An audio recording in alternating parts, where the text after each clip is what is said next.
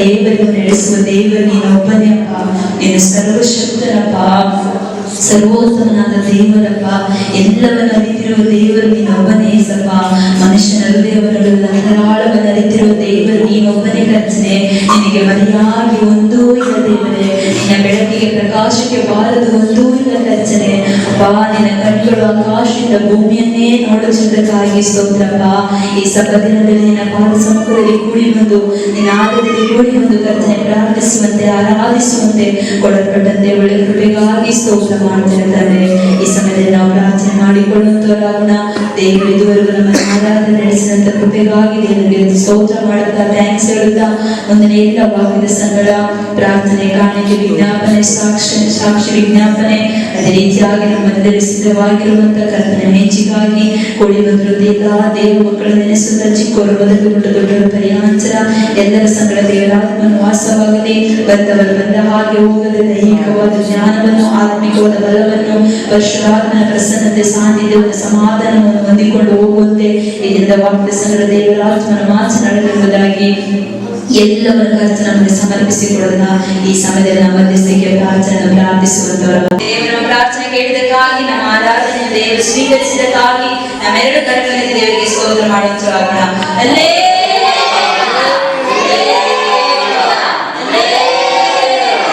ದೇವರ ಪರಿಶುದ್ಧ ನಾಮಕ್ಕೆ ಸ್ತೋತ್ರವಾಗಲಿ. ಸಮಯದ ನಂತರದಿಂದ ನಿಂತವರಾಗಿ ಕೀರ್ತನೆ ಓದಿಕೊಳ್ಳುವಂತರಾಗೋಣ. ಕೀರ್ತನೆ 87, ಕೀರ್ತನೆ 97.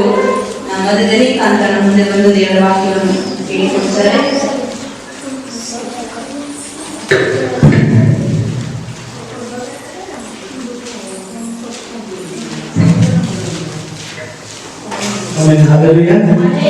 ದೇವರ ಅತ್ಯುಪರಿಶುದ್ಧವಾದ ನಾಮಕ್ಕೆ ಸ್ತೋತ್ರವಾಗಲಿ. ದೇವರ ದಿನದಲ್ಲಿ ಕೀರ್ತನೆ ಭಾಗವನ್ನು ಓದಲಿಕ್ಕೆ ಕೊಟ್ಟಂತ ಸಮಯಕ್ಕಾಗಿ ಸ್ತೋತ್ರ ಸಲ್ಲಿಸುತ್ತೇನೆ. ಕೀರ್ತನೆ 92 ದೇವರು ಯಾವ ರೀತಿ ಮಾತನಾಡುತ್ತಿರುವುದಾಗಿ ನಾವು ತಿಳಿದುಕೊಳ್ಳುತ್ತೇವೆ. ಹಲ್ಲೆಲೂಯಾ. ಯೆಹೋವನು ರಾಜ್ಯಾಧಿಕಾರವನ್ನು ವಹಿಸಿದ್ದಾನೆ. ಭೂಲೋಕವು ಸಂತೋಷಿಸಲಿ, ಸಮುದ್ರದ ತೀರ ಪ್ರದೇಶಗಳೆಲ್ಲ ಹರ್ಷಿಸಲಿ. ಮುಗಿದು ಕಾರ್ಕತ್ತಲೆಯು ಆತನ ಸುತ್ತಲೂ ಇರುತ್ತವೆ. ನೀತಿ ನ್ಯಾಯಗಳು ಆತನ ಸಿಂಹಾಸನದ ಅಸ್ತಿವಾರ. ಬೆಂಕಿಯು ಆತನ ಮುಂಗಡೆಯಿಂದ ಹೋಗಿ ಸುತ್ತಲೂ ಆತನ ವೈರಿಗಳನ್ನು ದಹಿಸಿಬಿಡುತ್ತದೆ. ಆತನ ಮಿಂಚುಗಳು ಲೋಕವನ್ನು ಬೆಳಗಿಸಿದವು. ಭೂಮಿಯು ಅದನ್ನು ಕಂಡು ನಡುಗಿತು. ಸಾರ್ವಭೌಮನಾದ ಯೆಹೋವನ ಎದುರಿನಲ್ಲಿ ಪರ್ವತಗಳು ಮೇಣದಂತೆ ಕರಗಿ ಹೋದವು. ಗಗನ ಮಂಡಲವು ಆತನ ನೀತಿಯನ್ನು ಪ್ರಸಿದ್ಧಪಡಿಸಿತು. ಎಲ್ಲ ಜನರು ಆತನ ಮಹಿಮೆಯನ್ನು ಕಂಡರು. ವಿಗ್ರಹಗಳಲ್ಲಿ ಹಿಗ್ಗುವ ಮೂರ್ತಿ ಪೂಜಕರೆಲ್ಲ ತಲೆ ಬಗ್ಗಿಸಲಿ. ದೇವರುಗಳಿರ ನೀವೆಲ್ಲರೂ ಆತನಿಗೆ ಅಡ್ಡ ಬೀಳಿರಿ. ಯೆಹೋವನೇ, ನೀನು ನ್ಯಾಯ ಸ್ಥಾಪಿಸಿದ ವಾರ್ತೆಯನ್ನು ಕೇಳಿ ಚೀಯೋನ್ ಪಟ್ಟಣವು ಹರ್ಷಿಸಿತು. ಯೆಹೂದ ಪ್ರಾಂತದ ಊರುಗಳು ಸಂತೋಷಿಸಿದವು. ಯೆಹೋವನೇ, ನೀನು ಭೂಲೋಕದ ಸರ್ವಾಧಿಕಾರಿ.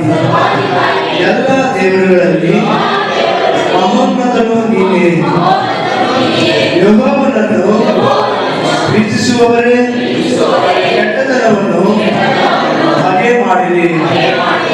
ಆತನು ತನ್ನ ಭಕ್ತರ ಪ್ರಾಣಗಳನ್ನು ಕಾಯುವವನಾಗಿ ದುಷ್ಟರ ಕೈಯಿಂದ ಅವರನ್ನು ಬಿಡಿಸುವನು.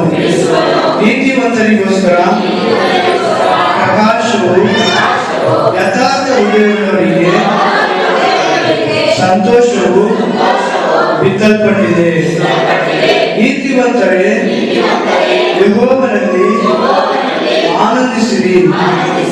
ಆತನ ಪರಿಶುದ್ಧ ನಾಮವನ್ನು ಕೊಂಡಾಡಿರಿ. ನೀತಿವಂತರೇ ಯೆಹೋವನಲ್ಲಿ ಆನಂದಿಸಿರಿ. ಆತನ ಪರಿಶುದ್ಧ ನಾಮವನ್ನು ಕೊಂಡಾಡಿರಿ. ನೀತಿವಂತರೇ ಯೆಹೋವನಲ್ಲಿ ಆನಂದಿಸಿರಿ. ಆತನ ಪರಿಶುದ್ಧ ನಾಮವನ್ನು ಕೊಂಡಾಡಿರಿ. ಆಮೆನ್.